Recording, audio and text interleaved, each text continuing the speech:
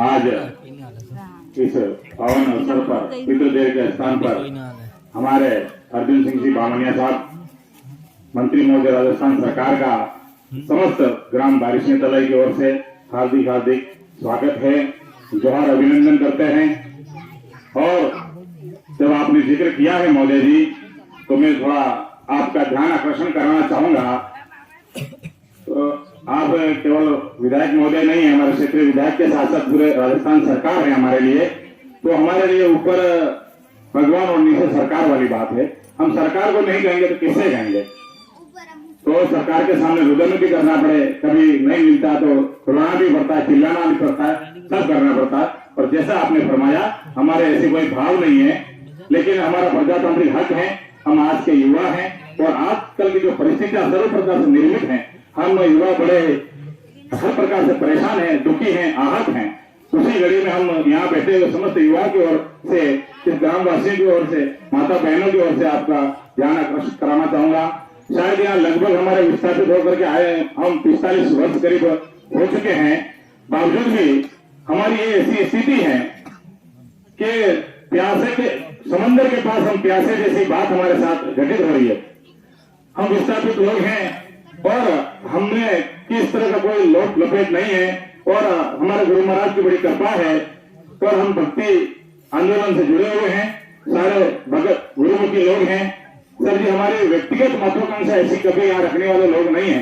इसका प्रमाण है आपके समक्ष महाराष्ट्री बैठे हुए, हमारे पूज्य पिताजी घर बार त्याग करके आश्रम कायम करके बैठे हुए हैं और हमारी ये कुटिया देख रहे हैं आप। और आप प्रथम बार आए थे, वो सत्यता है कि यहाँ बिल्कुल चलने लायक की स्थिति नहीं थी बाइक आने जैसी, और आप महोदय बाइक पे पधारे थे।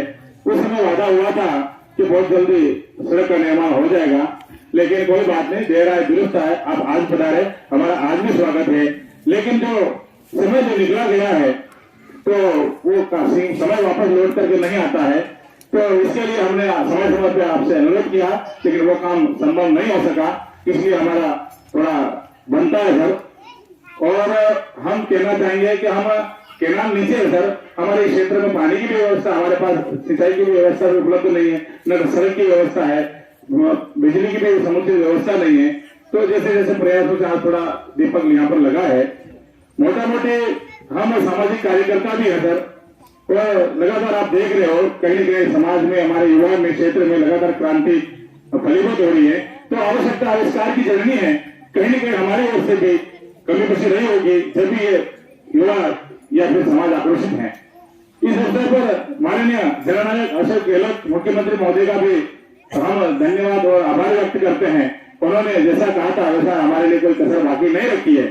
लेकिन हम हमारे क्षेत्रीय मंत्री महोदय हैं, उसके अनुरूप हमसे इतनी जो आशाएं थी, हम आप आशा के अनुरूप हमारे विकास नहीं कर सके, ऐसी हमारी आपसे सीधे सीधे सवाल है। क्योंकि हम मंत्री महोदय होते हुए न हमारे पास सड़क है, न पानी की सुविधा है। और जी सर, आज उद्घाटन हो पाया है, धन्यवाद है। लेकिन आज अंतिम समय है, आचार संहिता लगने वाली है और आप सक्रिय राजनीति में करीब 20 और 25 वर्ष हो चुके हैं और हमारे ऐसे ताल्लुकात हैं।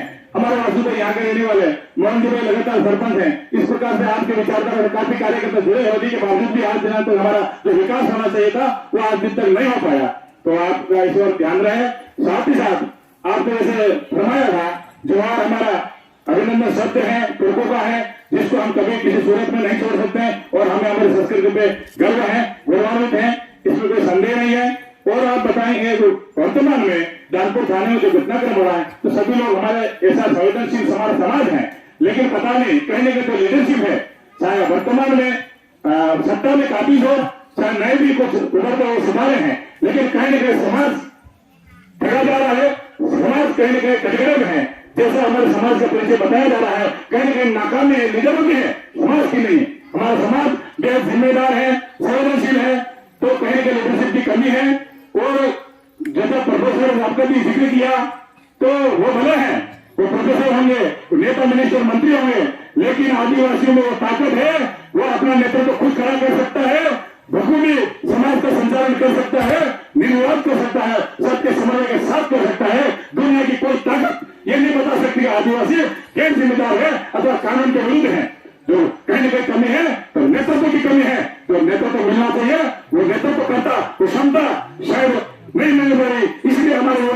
जेलों में ठूसा जा रहा है। आखिर हमारा सरकार या यहाँ के जनप्रतिनिधि हो क्यों समन्वय बिठा करके इन मुद्दों का समाधान नहीं कराते हैं। काकरी टुकड़ी का कांड होगा, वहां पर भी हमारे बेगुना साथी जेलों में आज दिन तक करियर उनका खराब है। और प्रमोशन महिला भी हो तो हमें नहीं पता, क्योंकि हम तो जमीन से जुड़े हुए सामाजिक कार्यकर्ता है, हमें राजनीति से दूर दूर तक लगा नहीं है।